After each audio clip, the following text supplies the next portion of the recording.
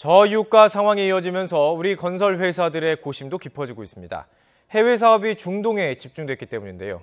최근에는 국제사회 경제 제재가 풀린 이란에 공을 들이고 있습니다. 조태현 기자가 취재했습니다.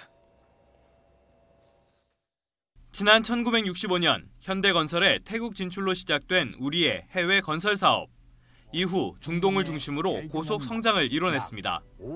지난해에는 진출 50년 만에 누적 수주 금액 7천억 달러, 우리 돈 850조 원을 달성하기도 했습니다. 하지만 최근에는 먹구름이 낀 모습입니다. 올해 들어 2월까지 해외 건설 수주 금액은 50억 1천만 달러로 지난해 같은 기간 103억 9천만 달러에 절반에도 미치지 못했습니다. 특히 중동 수주액은 8,800만 달러에 그쳐 지난해 같은 기간에 4% 수준에 머물렀습니다. 지난해 하반기 이후 유가가 급락하면서 중동 산유국들이 발주를 취소하거나 연기했기 때문입니다. 이에 따라 건설 회사들은 활로를 찾는 데 주력하는 모습입니다. 특히 최근 경제 제재가 해제된 이란이 새로운 기회의 땅으로 떠오르고 있습니다. 한 대형 건설사는 최근 이란 민간종합건설 1위 업체와 건설 전 분야에 걸친 협약을 체결하기도 했습니다.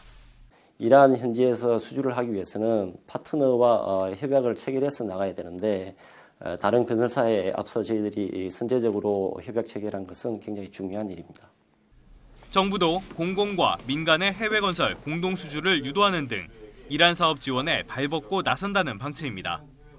오일, 가스와 같은 전통적인 시장 외에도 철도나 수자원 등 그간 투자되지 못했던 다양한 개발 수요에 선제적으로 대응해서 하지만 이란에 대한 집중은 임시적인 처방일 뿐 근본적인 노력이 필요하다는 지적도 나옵니다. 최근 아시아투자개발은행 출범에 따라 사업 기회가 확대되고 있는 아시아 인프라 건설 시장으로의 진출을 확대하면 물론 과거 수주 비중이 낮았던 중남미 아프리카로의 수주를 적극 늘려야 할 때입니다. 또 단순 건설 사업 수주를 넘어 대규모 사업의 기획부터 설계, 운영까지 책임지는 방식으로 수주 형태를 바꿔야 한다는 지적도 힘을 얻고 있습니다. YTN 조태현입니다.